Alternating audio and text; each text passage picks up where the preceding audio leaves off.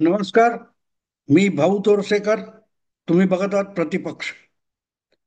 मित्रांनो, अजून खरूज काढणं म्हणतात, त्यातला एक प्रकार सातत्याने चालू असतो. आणि त्यामुळेच कोणही नेता काहीही बोलला तरी त्याचं खुसपट काढायचं आणि नाकाने कांदे सोलायचे. हे आता भारतीय पत्रकारितेची एक ओळख झालेली आहे. त्यामुळे प्रामुख्याने सत्तेत बसलेल्या पक्षाच्या नेत्यांच्या बोलण्याचा विपर्यास करण्याकडे जर ओढा असला तर नवल नाही. आणि प्रामुख्याने ज्याला पुरोगामी इकोसिस्टीम म्हणतात किंवा काँग्रेसचं एक टोळी म्हणतात, तसं गेल्या 70 वर्षामध्ये जी काही प्रस्थापित मीडिया व्यवस्था उभी राहिली आहे, त्यांना भाजप सत्तेत आला आणि तिसऱ्यांदा लागोपाठ नरेंद्र मोदी पंतप्रधान झाले, हे अजूनही पटलेलं नाही. आणि त्यामुळेच कधी ह्या एका दुःस्वप्नातून आपण बाहेर पडू की ज्या वेळेला भारताचे पंतप्रधान नरेंद्र मोदी असं म्हणायची वेळ आपल्यावर येणार नाही, याची स्वप्न रोजच्या रोज बघितली जात असतात. पण तसं काही होताना दिसत नाही. वर्षभरापूर्वी याने म्हणजे 2024च्या लोकसभा निवडणुकांमध्ये सगळीकडून सगळ्यांनी जोर लावला. भाजप आणि मोदींचं बहुमत सुद्धा गेलं, पण एनडीएचं बहुमत आलं आणि तिसऱ्यांदा नरेंद्र मोदी पंतप्रधान परत एकदा झाले. त्यांनी नेहरूंच्या त्या विक्रमाची काय ती बरोबरी केली आणि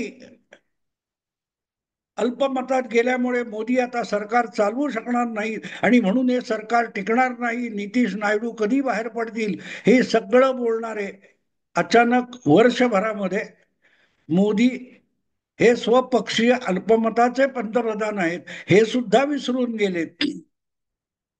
तुम्हाला आठवतं, 2024चा निकाल 4 जून 2024ला लागला. त्याला आता 13 महिन्यापेक्षा अधिक काळ होऊन गेलाय. आणि तो निकाल लागल्यानंतर 100 सुद्धा गाठून न शकलेल्या काँग्रेस पक्षाचे राष्ट्रीय अध्यक्ष मल्लिकार्जुन खरगे आणि त्यांच्या काही सहकारी प्रवक्त्यांनी एक डरपोकयुक्त वक्तव्य केलं होतं, आम्हाला इतक्यात सरकार बनवण्याची घाई नाही, आम्ही सरकार बनवण्याचा दावा पेश करणार नाही. गंमत आहे, 272 हा कमीत कमी आकडा आहे बहुमताचा दावा करण्यासाठी. आणि ज्यांच्याकडे फक्त 99 खासदार होते, म्हणजे 173 खासदार कमी होते, आणि त्यांची जी काय तथाकथित इंडी आघाडी होती, इंडी गठबंधन होतं, त्याच्याकडे सुद्धा सगळं गोळा करून 200च्या पुढे जाणारी आकडा नव्हता. तरीही आम्ही आत्ता इतक्यात सत्तेचा दावा करणार नाही, याला म्हणून डरपोक्ती म्हणायला लागते. आणि 1 वर्षानंतर नितीश नायडू यासारखे लोक मोदींची साथ सोडून जातील आणि मोदी सरकार गडगडेल ही भाषा सुद्धा हे असे लोक विसरून गेलेत. आणि त्यामुळे हताशा, निराशा, फ्रस्ट्रेशन हे चहूबाजूने त्यांच्या अंगावर आलेलं आहे. आणि त्यामुळे आता काहीतरी दैवी चमत्कार घडावा, सैतानी चमत्कार घडावा आणि मोदी पंतप्रधान पदावरून बाजूला व्हावेत, हे एवढंच एक दुःस्वप्न घेऊन ही मंडळी जगत असतात. आणि त्यामुळे बुडत्याला काडीचा आधार म्हणावं, तसा मग त्यांना कुठल्या तरी एका काँग्रेसच्या, आपला भाजपच्या, एनडीएच्या किंवा राष्ट्र संघाच्या, राष्ट्रीय स्वयंसेवक संघाच्या नेत्या वक्त्यामध्ये बोललेलं जे एखादं वाक्य असतं ते बुडत्याला काडीचा आधार म्हणतात, तसं सापडतं आणि चालले चालले चालले मोदी चालले असा टाहो फोडायला सुरुवात होते. काल परवा मोरोपंत पिंगळे हे राष्ट्रीय स्वयंसेवक संघाचे एक ज्येष्ठ नेते, दिवंगत नेते, यांच्या संबंधातल्या एका पुस्तकाचं प्रकाशन संघाचे सरसंघचालक मोहन भागवत यांच्या हस्ते झालं. आणि तेव्हा मोरोपंतांच्या आठवणी सांगताना एक गमतीशीर गोष्ट, गमतीशीर किस्सा म्हणून मोहन भागवत जे काय बोलले त्यांचं ते वक्तव्य पकडून मोदी आता लवकरच निवृत्त होणार आणि मोदींच्या तावडीतून भारताची सुटका होणार वगैरे वगैरे वल्गना काँग्रेसच्या नेत्यांनी, प्रवक्त्यांनी किंवा त्यांच्या अनधिकृत मीडियामधल्या प्रवक्त्यांनी केल्या तर नवल नव्हतं. पण या सगळ्यांना निवृत्तीविषयी नरेंद्र मोदींचे स्वतःचे विचार काय आहेत, स्वतःची भूमिका काय आहे, यांनी यापूर्वी मोदी याविषयी काही बोललेत का याचा शोध घेण्याची सुद्धा गरज वाटली नाही. नॉर्मली असं असतं की एखाद्या माणसाच्या बोलण्यातून सुद्धा त्याच्या भावना, त्याच्या भूमिका अधूनमधून व्यक्त होत असतात आणि तो संदर्भ साधला, पकडला तर मग ठराविक परिस्थितीमध्ये ती व्यक्ती कसं वर्तन करू शकते त्याचा अंदाज आपल्याला येतो. मला आठवतं 2013च्या 14च्या सुमाराला ज्यावेळेला किंवा त्याच्या नंतर असेल, नरेंद्र मोदी यांच्या वेगवेगळ्या वृत्तवाहिन्यांना दिलेल्या मुलाखती होत्या. त्यापैकी एका मुलाखतीमध्ये निवृत्त विषयीचं आपलं मत, आपली भूमिका नरेंद्र मोदी यांनी व्यक्त केलेली होती. पण ती आता कोणालाही आठवणार नाही. मला वाटतं युट्यूबवर गेलात तर तो जो काही किस्सा नरेंद्र मोदींनी सांगितलाय तो आजही सापडू शकेल. एकदा अटल बिहारी वाजपेयी यांच्या सरकारी निवासस्थानी अडवाणी, मुरली मनोहर जोशी, प्रमोद महाजन, जेटली वगैरे सगळी मंडळी होती आणि त्याच्यात मी सुद्धा होतो, म्हणजे नरेंद्र मोदी सुद्धा होते. आणि प्रत्येकाने निवृत्त झाल्यानंतर आपण काय करणार या विषयीच्या आपल्या कल्पनांची मांडणी केली. हा किस्सा मोदींनी सांगितलेला आहे. आणि त्यामुळे प्रत्येकाने, अगदी वाजपेयींपासून महाजनांपर्यंत प्रत्येकाने जे काय सांगितलं त्यापेक्षा मोदींनी निवृत्तीविषयी व्यक्त केलेली जी कल्पना आहे, भावना आहे, ती संपूर्णपणे वेगळी होती. आणि त्यातून किंवा त्याचा आधार घेऊन आपण विचार केला तर लक्षात येतं की मोदी निवृत्त होण्याची बिलकुल शक्यता नाही. बिलकुल शक्यता नाही. मला आठवतं वाजपेयींनी आपली कल्पना सांगितली, अडवाणींनी सांगितली, आणि जेव्हा शेवटचा, सगळ्यात शेवटचा नंबर लागला तो नरेंद्र मोदींचा लागला. आणि नरेंद्र मोदी तेव्हा कुठल्याही सत्ता पदावर नव्हते. भारतीय जनता पक्षाचे संघटन सचिव म्हणून काम करणारे नरेंद्र मोदी यांना जेव्हा विचारलं की तुम्ही निवृत्तीनंतर काय करणार, तेव्हा नरेंद्र मोदींनी आपली असमर्थता व्यक्त केली होती की निवृत्त होण्याची कल्पनाच मला समजत नाही. माणूस निवृत्त होतो म्हणजे काय, कशापासून निवृत्त होतो.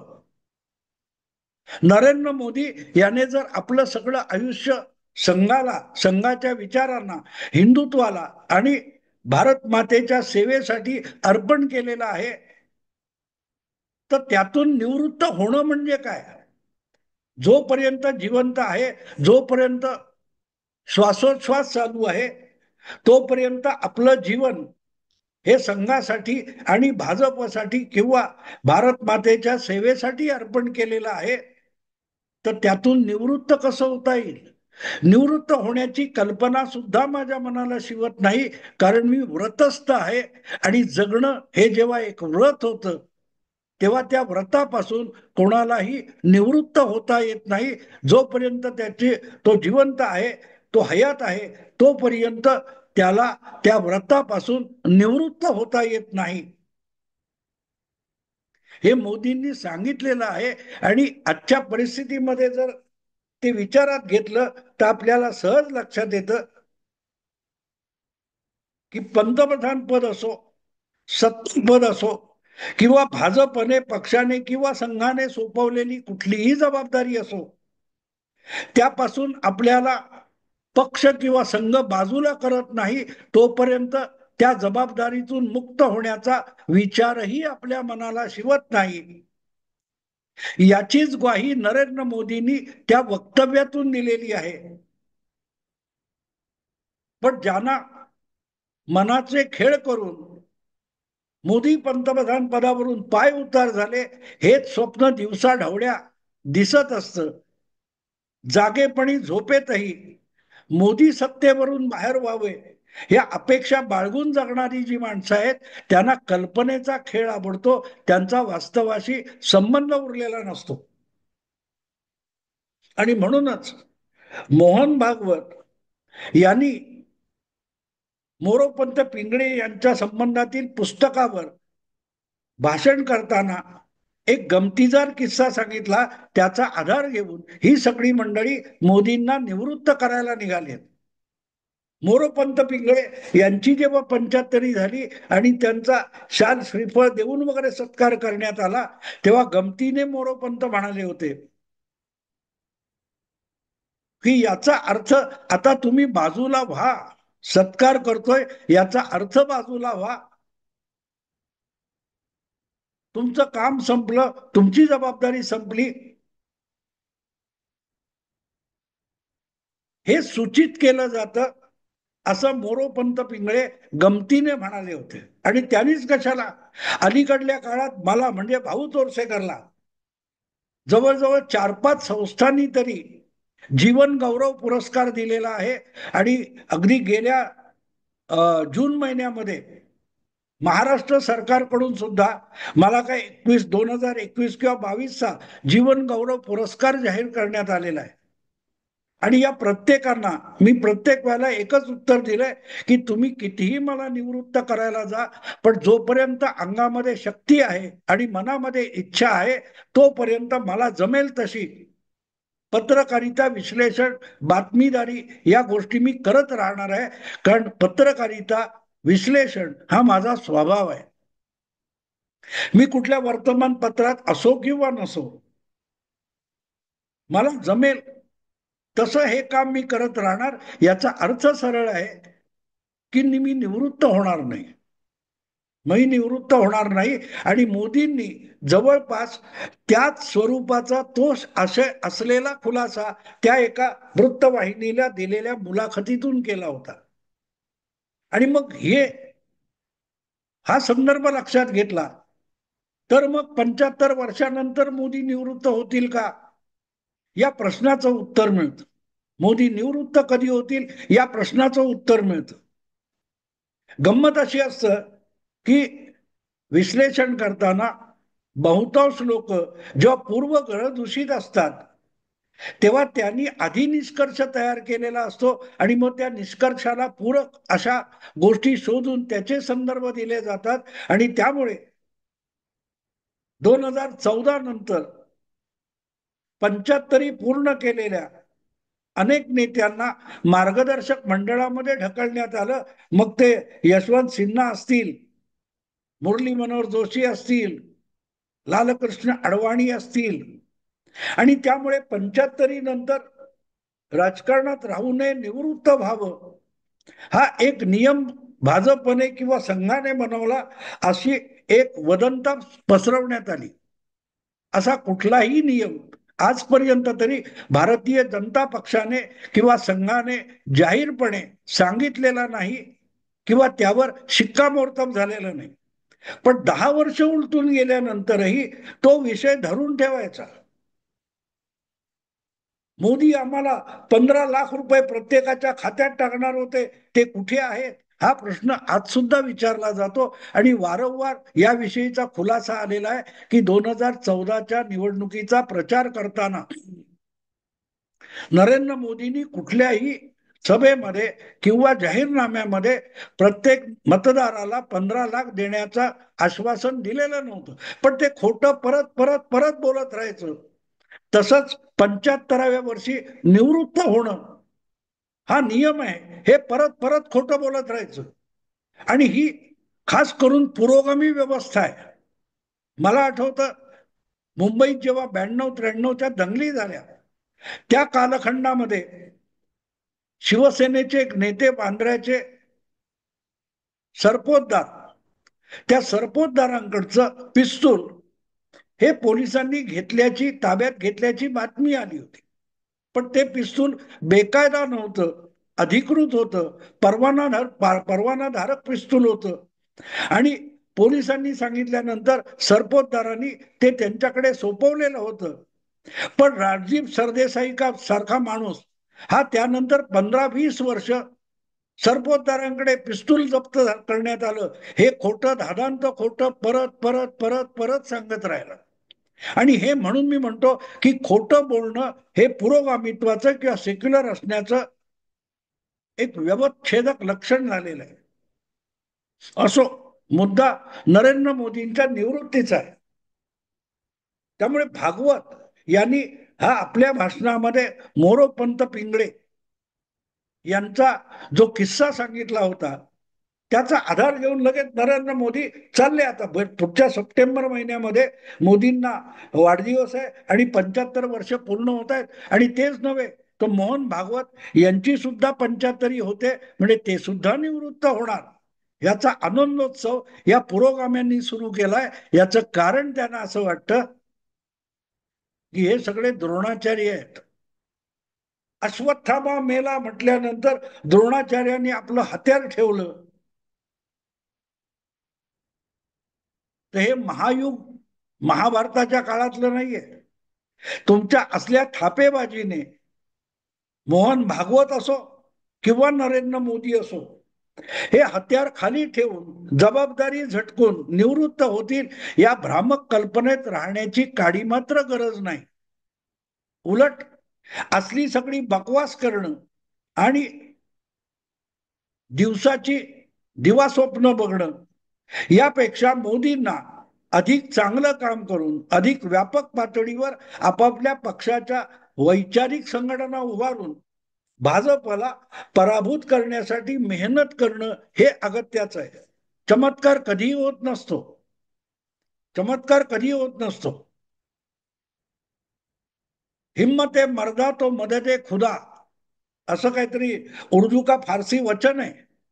तर तुम्ही काम करत राहा. तुम्ही काम करत असाल तर ईश्वर सुद्धा तुमच्या मदतीला धावून येतो.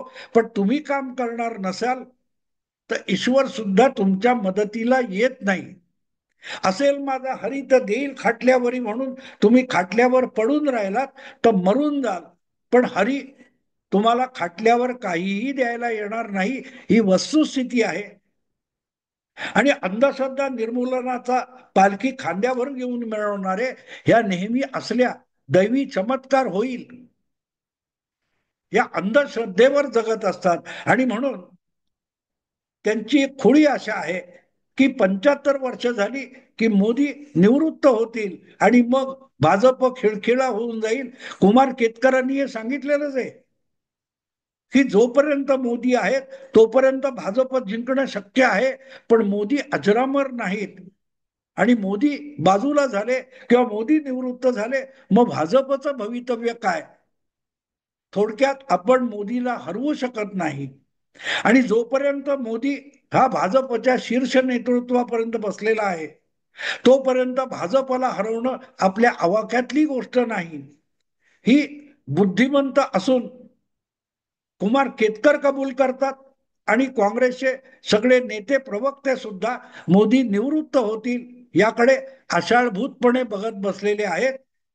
पण त्यांची अपेक्षा पूर्ण करण्यासाठी नरेंद्र मोदींनी जन्म घेतलेला नाही किंवा भारत माताच्या सेवेचं व्रत घेतलेलं नाही किंवा संघासाठी आपलं आयुष्य अर्पण केलेलं नाही. ही एवढी एक वस्तुस्थिती जर या लोकांनी लक्षात घेतली तर त्यांना कळेल की मोदी इतक्यात निवृत्त होणार नाहीत. जाता जाता आणखीन एक, जसा मोरोपंत पिंगळेंच्या एका जुन्या भाषणाचा गमतीशीर संदर्भ मोहन भागवतांनी सांगितला होता